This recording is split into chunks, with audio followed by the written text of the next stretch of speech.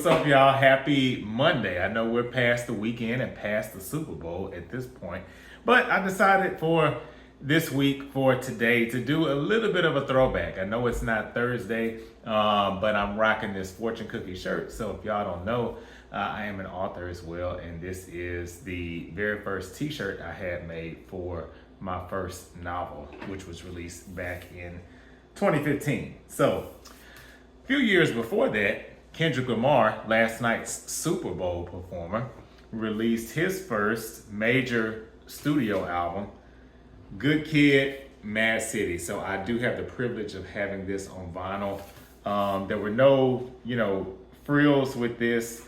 It was very cinematic. I feel like a lot of Kendrick Lamar's music is that way.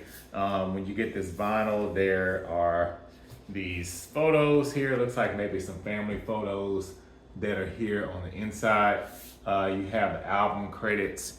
No lyrics here, and no frills really with the vinyl presentation itself, which I feel like up until maybe recently that's been pretty on brand with Kendrick Lamar. He's one of those artists I feel that he doesn't really put a lot of bells and whistles into the superficial things, but he gives it to you in the lyrics and the performance and the showmanship and the poetic elements of the album.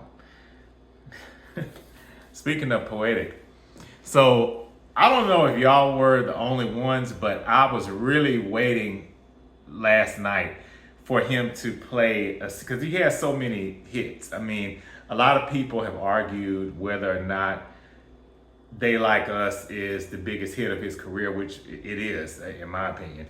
And it is his biggest song. But he also has a pretty lengthy string of hits. One of those hits is the song with Drake, Poetic Justice, which samples the Janet Jackson hit Anytime, Anyplace. That was one of the biggest hits on this album. So I feel like aside from the rap battle lyrics and the punches that he did throw, and then having Serena on there crip walking, I feel like that would have been a really interesting dig had he had a snippet of that song playing, because it would have been one of those moments like where if you know, you know. It wasn't a huge song, but if you're a fan of Kendrick Lamar, then you would instantly recognize, oh, that's the song he has with Drake. So that's just my 2 cents there. But I love this album. I still listen to it to this day, honestly, and it was released in 2012, so now we're going on 13 years since this album has been out. And so Kendrick is, this album was on TDE, which was also at that time Aftermath, Imprint, and Interscope. So I'm not sure exactly what his record label specifics are at this point. I know TDE for sure. I'm not sure exactly how that will relate into Aftermath and Interscope at this point.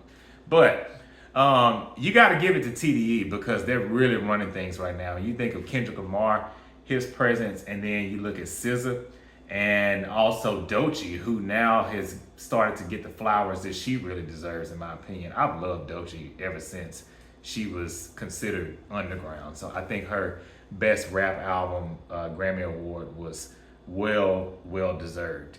But just getting into some of the highlights of this album, what I like about it is, although there are some high profile features on here, he has Dr. Dre on a couple of tracks, Mary J. Blige on the song Now or Never, really love that one. Of course, Drake, as I mentioned, m.A.A.d, J-Rock. Most of the album, Kendrick Lamar carries on his back, and he even on songs like Drake, with the Poetic Justice, no matter what track he's on, in my opinion, he's always able to hold his own, even if he's on, or if he's a featured artist, or if other artists are featured on his song. So I mean, it's just his time. You just can't. I feel like you can't deny that. And Money Trees was another big one. I would have liked to maybe seen him perform some of that. The Black Boy Fly was a bonus track. I feel like Black Boy Fly, even though it wasn't performed, the essence of his Super Bowl show really kind of wrap that all together, because he had these elements of kind of saying that America was built on the backs of black people.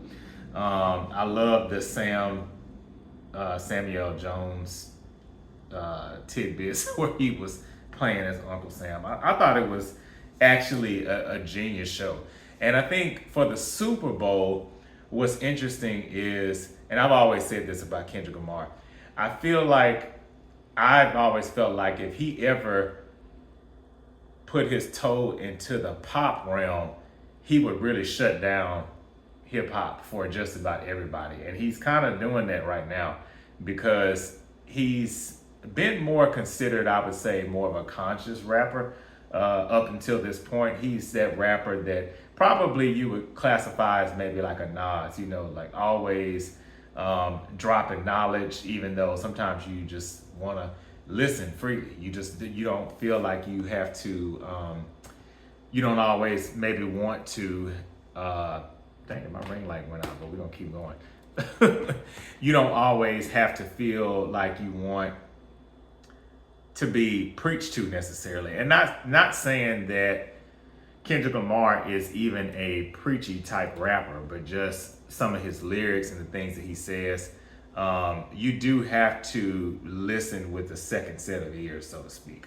And I feel like with his performance last night, it's one of those things where I think we'll be watching it several times and then still picking out some of those Easter eggs that he dropped within the show.